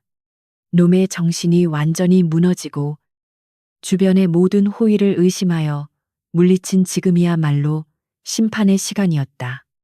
그는 동료들을 돌아보며 짧게 말했다. 오늘 밤이다. 놈이 가장 약해진 틈을 타서 놈의 죄를 세상에 낱낱이 까발릴 것이다. 대장간으로 돌아가는 길. 무영의 발걸음은 무거우면서도 결연했다. 그는 알고 있었다. 오늘 밤에 심판이 끝나면 그들은 더 이상 그림자로 남을 수 없을지도 모른다. 세상이 그들을 영웅으로 부르든 역적으로 부르든 그들은 자신들이 선택한 길의 끝을 보아야 했다. 하늘은 맑게 개어 있었지만 폭풍 전야의 고요함이 한양을 감싸고 있었다. 하늘이 다시 울었다. 1장. 그 처절했던 처형날처럼 검은 먹구름이 한양의 하늘을 뒤덮었고 굵은 빗줄기가 기와 지붕을 때리며 내려왔다. 하지만 이번 비는 억울한 자들의 눈물이 아니었다. 그것은 오만했던 권력의 성벽을 씻어내리는 정화의 물줄기였다. 조판서의 저택은 이미 죽은 집이나 다름없었다. 하인들은 귀신이 나오는 집이라며 모두 도망쳤고 남은 것은 미쳐버린 주인과 그를 지키기보다는 감시하러 온 몇몇 관군뿐이었다. 번개가 번쩍이며 저택의 앙상한 정원을 비췄다. 그 찰나의 순간 담장 위로 세 개의 검은 그림자가 솟아올랐다. 그들은 망설임 없이 기와를 타고 안채로 스며들었다. 발소리는 빗소리에 묻혔고 숨소리는 천둥 소리에 가려졌다. 경비를 서던 관군들은 처마 밑에 웅크려 졸고 있거나 술을 마시며 두려움을 달래고 있었다. 그들은 자신들의 머리 위로 심판자들이 지나가는 것을 전혀 눈치채지 못했다. 조 판서는 안방 구석, 병풍 뒤에 숨어 있었다. 화려했던 비단옷은 며칠간 갈아입지 않아 땀과 오물로 얼룩져 있었고 산발한 머리카락은 미친 노인의 그것과 같았다. 그는 손에 장검을 꽉 쥐고 있었다. 덜덜 떨리는 손끝이 칼날에 닿아 피가 흐르고 있었지만 그는 고통조차 느끼지 못했다. 그의 눈앞에는 여전히 죽은 자들의 환영이 어른거렸다. 오지마 저리가, 내가 안 죽였어. 그는 허공을 향해 칼을 휘두르며 비명을 질렀다. 그때 방문이 소리 없이 열렸다. 바람이 훅 하고 밀려들어 촛불을 꺼뜨렸다. 방 안은 순식간에 암흑천지가 되었다. 조 판서는 숨을 멈췄다. 어둠 속에서 누군가의 기척이 느껴졌다. 환영이 아니었다. 살아있는 자의 서늘한 살기였다. 누구냐, 썩 물러가지 못할까 그가 소리쳤지만 목소리는 쥐어짜는 듯 가냘팠다. 번개가 다시 한번 번쩍였다. 그 푸른 빛 속에서 조 판서는 보았다. 자신의 앞에 선 세 명의 그림자를, 갓을 쓴 사내, 거대한 덩치의 괴물, 그리고 차가운 눈빛의 여인. 그들은 가면을 쓰고 있었지만 조 판서는 본능적으로 그들이 누구인지 알았다. 지난밤 자신을 괴롭히던 그 귀신들의 정체였다. 다리에 힘이 풀린 조 판서는 칼을 떨어뜨리고 주저앉았다. 쨍그랑 칼 떨어지는 소리가 비명처럼 울렸다. 장무영이 한 걸음 앞으로 다가왔다. 그의 발소리는 무거웠다. 우리는 네가 부른 결과다. 무영의 목소리는 빗소리를 뚫고 조 판서의 귓가에 박혔다. 네가 뿌린 피와 눈물이 씨앗이 되어 이제 거들어왔다. 조 판서는 뒷걸음질 치며 병풍을 넘어뜨렸다. 살려줘. 돈을 주마. 관직도 주마. 원하는 건 뭐든지 다 들어주겠다. 서연이 품에서 향로를 꺼내 바닥에 놓았다. 이번에는 환각향이 아니었다. 정신을 맑게 하는 아주 독한 박하향이었다. 미쳐서 도망칠 생각 마라. 서연이 차갑게 쏘아붙였다. 네가 저지른 죄를 맨정신으로 똑똑히 기억해내라. 고통은 지금부터가 진짜니까. 향이 퍼지자 조 판서의 흐릿했던 눈동자가 돌아왔다. 환영이 사라지고 눈앞에 서슬퍼런 현실이 더욱 명확해졌다. 공포는 배가 되었다. 대장장이가 묵직한 발걸음으로 다가왔다. 그는 손에 든 무명으로 방 안의 기물들을 하나씩 부수기 시작했다. 값비싼 도자기, 자개장, 조 판서가 권력의 상징으로 여기던 옥새와 서책들, 쾅, 쾅, 쾅, 둔탁한 파열음과 함께 조 판서의 세상이 산산조각났다. 대장장이는 조 판서를 노려보며 자신의 혀 없는 입을 벌렸다. 봐라. 이것이 네가 만든 세상이다.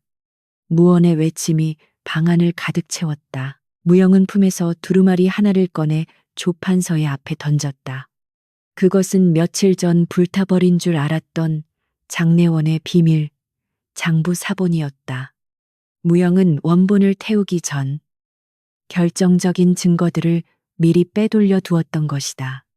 거기에는 조 판서가 왕실의 재산을 횡령하고 역모를 꾸미는 세력에게 자금을 댄 내역이 적나라하게 적혀 있었다. 조 판서의 눈이 뒤집혔다. 이것이 내일 아침 어전 회의에 올라갈 것이다. 무영이 선고하듯 말했다. 너는 죽지 않는다. 우리는 너를 죽여서 편하게 해주지 않을 것이다. 너는 살아서 모든 것을 잃게 될 것이다. 네가 그토록 중요하게 여기던 가문, 명예, 권력, 그 모든 것이 네 눈앞에서 잿더미가 되는 꼴을 지켜보게 될 것이다. 조판서는 바닥에 머리를 도크며 읍소했다. 제발 차라리 죽여다오 내 목을 쳐라. 영무 죄는 삼족을 멸하는 중죄였다. 살아남는다 해도 노비보다 못한 삶이 기다리고 있었다. 평생을 남을 짓밟으며 살아온 그에게 밑바닥으로 추락하는 것은 죽음보다 더한 공포였다. 하지만 무영은 차갑게 돌아섰다. 대장장이가 굵은 밧줄로 조판서의 온몸을 꽁꽁 묶었다. 마치 짐승을 포박하듯 단단하고 거칠었다. 서연은 붓을 들어 조판서의 이마에 붉은색 안료로 글자를 썼다. 죄, 씻을 수 없는 낙인이었다. 그들은 조판서를 방 한가운데 무릎 꿇리고 그 주위에 그가 착복했던 뇌물장부와 영모의 증거들을 병풍처럼 둘러놓았다. 이것이 너의 재단이다. 무영이 말했다. 네가 죽인 백성들의 영혼이 너를 지켜볼 것이다. 밖에서 왁자지껄한 소리가 들려왔다. 무영이 미리 투서를 보낸 의금부 군사들이 들이닥치는 소리였다. 놈들이 안에 있다 포위하라. 횃불의 불빛이 창호지 문을 붉게 물들였다. 시간은 얼마 남지 않았다. 세 사람은 마지막으로 조판서를 내려다보았다.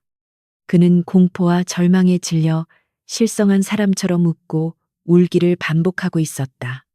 더 이상 한양을 호령하던 판서의 모습은 없었다. 그저 죄의 무게에 짓눌린 초라한 노인만이 있을 뿐이었다. 무영은 그 모습에서 일말의 연민도 느끼지 못했다. 인과응보, 세상의 이치가 제자리로 돌아가는 것뿐이었다. 가자. 무영의 짧은 명령에 그림자들은 다시 움직였다. 그들은 들어올 때와 마찬가지로 소리 없이 뒷문을 통해 빠져나갔다. 빗줄기는 더욱 거세져 그들의 발자국을 지워주었다. 의금부 판사가 문을 박차고 들어왔을 때 방 안에는 묶여있는 조판서와 명백한 증거들만이 덩그러니 남아있었다. 이게 무슨... 판사는 경악을 금치 못했다. 지붕 위에서 그 광경을 지켜보던 무명에는 빗속으로 몸을 던졌다. 번개가 칠 때마다 그들의 모습이 잠깐씩 드러났다가 사라졌다. 뒤에서는 조판서의 절규와 관군들의 고함이 섞여 아비규환을 이루고 있었다. 하지만 그 소리는 점점 멀어졌고 빗소리만이 그들의 귓가에 남았다. 그들은 멈추지 않고 달렸다. 성벽을 넘고 숲을 지나 아무도 찾지 않는 깊은 산속 폐가에 도착해서야 비로소 걸음을 멈췄다. 온몸이 비에 젖어 무거웠지만 마음만은 깃털처럼 가벼웠다.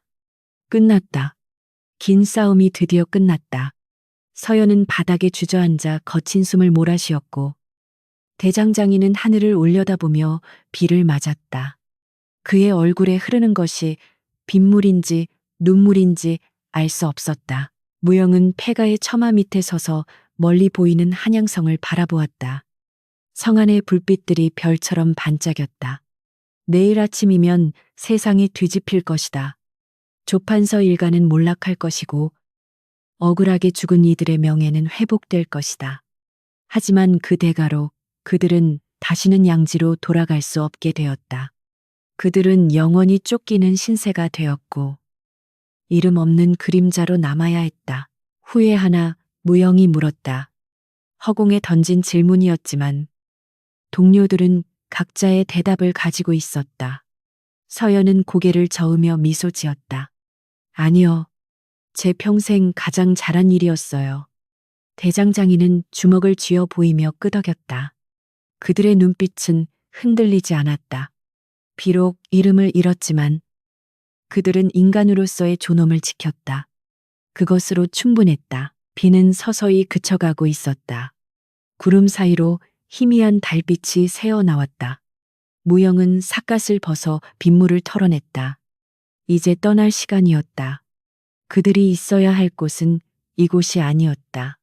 세상이 그들을 기억하지 못하더라도 그들은 서로를 기억할 것이다.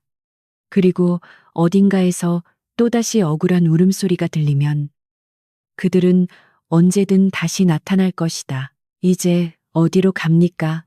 서연이 물었다. 무영은 북쪽 하늘을 가리켰다. 바람이 부는 곳으로, 발길이 닿는 곳으로. 정해진 목적지는 없었다. 하지만 그들에게는 길이 있었다. 보이지 않지만 분명히 존재하는 정의의 길이었다. 세 사람은 어둠 속으로 걸어 들어갔다. 그들의 뒷모습은 새벽 안개 속으로 서서히 사라져갔다. 마치 처음부터 존재하지 않았던 것처럼 한양의 아침은 여느 때와 다름없이 밝아왔다. 닭이 울고 대문이 열리고 밥 짓는 연기가 피어올랐다. 그러나 그 평범함 속에는 거대한 폭풍이 지나간 자리가 선명했다. 조판서의 저택은 관군들에 의해 겹겹이 포위되었고 대문 앞에는 역적이라는 붉은 글씨가 쓰인 방이 붙었다. 어제까지만 해도 나는 새도 떨어뜨린다던 권세가의 몰락은 하룻밤의 꿈처럼 허무했다. 백성들은 그 광경을 보기 위해 구름처럼 몰려들었으나 누구도 환호성을 지르거나 돌을 던지지 않았다. 그저 묵묵히 지켜볼 뿐이었다. 포승줄에 묶여 끌려 나오는 조판서의 몰골은 처참했다. 화려했던 비단옷은 찢어졌고 산발한 머리카락 사이로 보이는 눈동자는 공허했다. 그는 자신이 왜 끌려가는지조차 이해하지 못한 듯 멍한 표정으로 하늘을 올려다보았다. 그의 뒤를 따라 줄줄이 엮여나오는 가족들과 가솔들의 통곡 소리가 아침 공기를 갈랐다.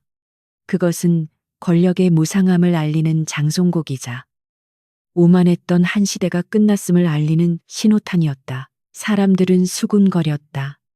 귀신이 고칼 노릇이야. 그 철옹성 같던 양반이 하룻밤 사이에 절이 되다니. 무명회라던가 그림자 같은 자들이 했다더군. 소문은 꼬리에 꼬리를 물었지만 누구도 그들의 실체를 아는 사람은 없었다. 그들은 바람처럼 나타나 태풍을 일으키고 다시 안개처럼 사라졌다. 관아에서는 무명회를 잡기 위해 혈안이 되었지만 그들의 흔적은 이미 빗물에 씻겨 내려간 뒤였다. 성박 침리 고개. 세 갈래로 갈라지는 길목에 세 사람이 서 있었다. 아침 해가 그들의 등 뒤로 떠오르며 긴 그림자를 만들어냈다. 그들은 더 이상 복면을 쓰고 있지 않았지만 얼굴에는 깊은 피로와 회한이 서려 있었다. 밤새 내린 비에 젖은 옷은 무거웠고 몸에 난 상처들은 옥신거렸지만 마음을 짓누르던 바위 덩어리는 사라진 듯했다. 그들은 서로를 바라보았다. 말은 필요 없었다. 장무영이 품에서 검은 복면을 꺼냈다. 그는 잠시 그것을 내려다보다가 길가에 피어있는 작은 들꽃 옆에 묻었다. 이름을 버린 자들의 시간은 여기서 끝난다. 그의 목소리는 덤덤했다. 이제 우리는 다시 이름을 찾아야 한다. 그림자가 아닌 사람으로 살아가야 한다. 서연과 벙어리 대장장이도 자신들의 복면을 꺼내 무영의 것 위에 겹쳐 놓았다. 흙을 덮자 한때 한양을 공포와 희망으로 몰아넣었던 무명회의 존재는 땅속으로 영원히 사라졌다. 어디로 가실 겁니까? 서연이 물었다. 그녀의 눈가는 붉어져 있었다. 생사를 함께 넘나들었던 동료와의 이별은 생각보다 아렸다. 무영은 먼 산을 바라보았다. 발길 닿는 대로 갈 것이다. 세상에는 아직 씻겨지지 않은 눈물이 많으니 그는 서연을 향해 희미하게 미소 지었다. 너는 사람을 살려라. 독이 아니라 약으로. 그것이 네가 지은 업을 씻는 길이다. 서연은 고개를 끄덕이며 눈물을 훔쳤다. 대장장이는 무영에게 다가와 투박한 손을 내밀었다. 무영은 그 손을 굳게 맞잡았다.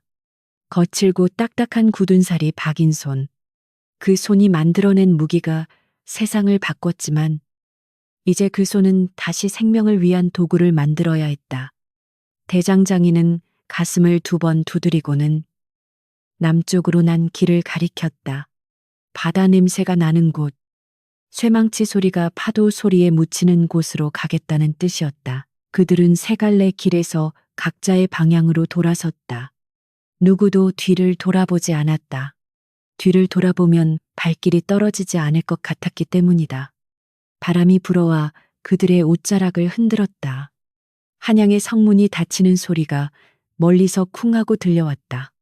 하나의 이야기가 닫히고 세계의 새로운 이야기가 시작되는 순간이었다. 그들은 역사 속에 기록되지 않을 것이다. 하지만 그들의 가슴 속에는 서로가 영원히 살아 숨쉴 것이었다. 계절이 몇 번이나 바뀌었다. 남쪽 끝, 바다가 보이는 작은 마을에 낯선 대장간이 하나 생겼다. 주인은 말을 못하는 거구의 사내였지만 솜씨 하나는 기가 막혔다. 그가 만드는 호미와 낫은 아무리 거친 밭을 갈아도 이가 빠지지 않았다. 마을 사람들은 그를 벙어리 아재라 부르며 따랐다. 아이들은 대장간 앞마당에서 뛰어놀았고 사내는 가끔 일을 멈추고 그 아이들을 물끄러미 바라보곤 했다. 그의 대장간에는 칼이 없었다. 누군가 식칼이라도 만들어 달라고 부탁하면 그는 고개를 저으며 거절했다. 대신 그는 녹슨 쇠붙이를 모아 작은 종을 만들었다. 처마 끝에 매달린 종은 바닷바람이 불 때마다 맑고 고운 소리를 냈다. 땡그랑, 땡그랑.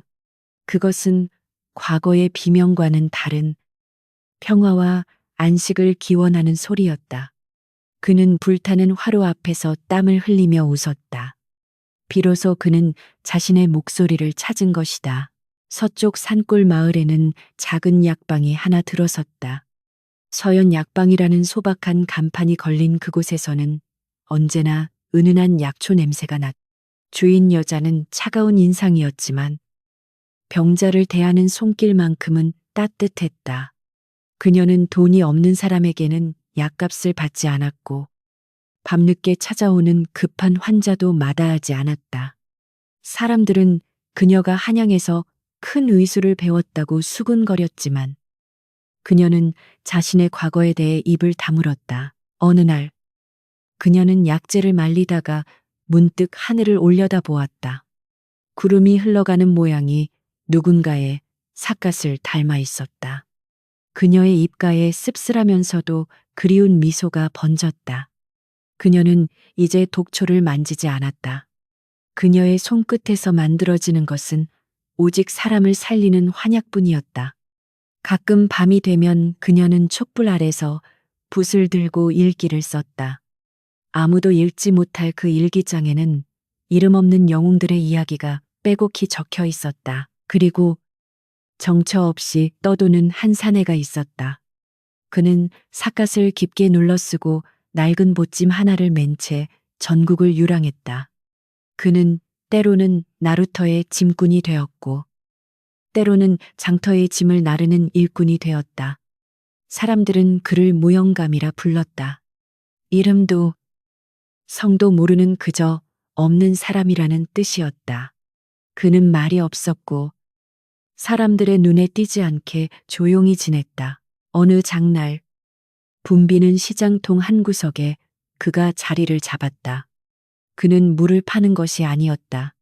깨진 독을 기워 만든 큰 항아리에 맑은 물을 가득 채워놓고 그 옆에 바가지 하나를 띄워 놓았을 뿐이었다. 지나가던 행인들이 목을 축이고 돈을 내려고 하면 그는 손을 저으며 거절했다. 그냥 드시오. 물은 주인이 없는 법이요. 그의 목소리는 갈라지고 늙었지만 눈빛만은 여전히 맑고 깊었다. 한 어린아이가 물을 마시고 그를 쳐다보며 물었다. 할아버지는 왜 여기서 물을 줘요? 사내는 삿갓을 살짝 들어올려 아이와 눈을 맞췄다. 그의 얼굴에는 세월의 흔적이 주름으로 깊게 패어 있었지만 그 주름 사이로 따뜻한 바람이 불어오는 듯했다. 목마른 사람이 있으니까 그는 짧게 대답하고 다시 자리에 앉았다. 아이는 이해할 수 없다는 듯 고개를 갸웃거리며 뛰어갔다. 밤이 되어 장이 파하고 사람들이 모두 떠나면 사내는 조용히 짐을 챙겼다. 그는 텅 빈 항아리를 씻어 뒤집어 놓고 다시 길을 떠날 채비를 했다. 그의 뒷모습은 쓸쓸해 보였지만 결코 외로워 보이지는 않았다. 그는 알고 있었다. 자신이 걷는 이 길 어딘가에 같은 달을 보고 있을 동료들이 있다는 것을, 그리고 세상 곳곳에 이름 없는 정의가 숨쉬고 있다는 것을. 어느 마을 담벼락에 희미하게 남아있던 얼굴 없는 사람의 그림이 비바람에 씻겨 지워지고 있었다. 사람들은 더 이상 그 그림을 보며 두려워하거나 흥분하지 않았다. 무명회의 전설은 서서히 잊혀가고 있었다. 그러나 그것은 사라진 것이 아니었다. 사람들의 마음속 아주 깊은 곳에 씨앗으로 남아 있었다. 부당한 일에 분노하고 약한 자를 돕고 싶은 그 마음이 바로 무명회의 진짜 모습이었으니까. 사내는 고개 너머로 사라졌다. 흙먼지가 그의 발자국 위를 덮었다. 바람이 불어와 나뭇잎을 흔들었다. 세상은 여전히 불공평하고 악한 자들은 또다시 나타날 것이다. 하지만 괜찮다. 어둠이 짙을수록 그림자는 더 선명해지는 법. 누군가가 다시 억울함에 눈물 흘릴 때 그들은 언제든 다른 이름으로, 다른 모습으로 다시 나타날 것이다. 지금은 그저 흐르는 물처럼 흘러갈 뿐이다. 이름도 없이, 흔적도 없이 역사는 그들을 기록하지 않았습니다. 하지만 바람은 기억합니다. 누군가의 눈물을 닦아주었던 그 쓸쓸한 뒷모습을. 당신의 가슴 속에도 무명예가 살아있다면 구독과 좋아요로 그들의 전설을 함께 지켜주세요. 다음 야담에서 뵙겠습니다.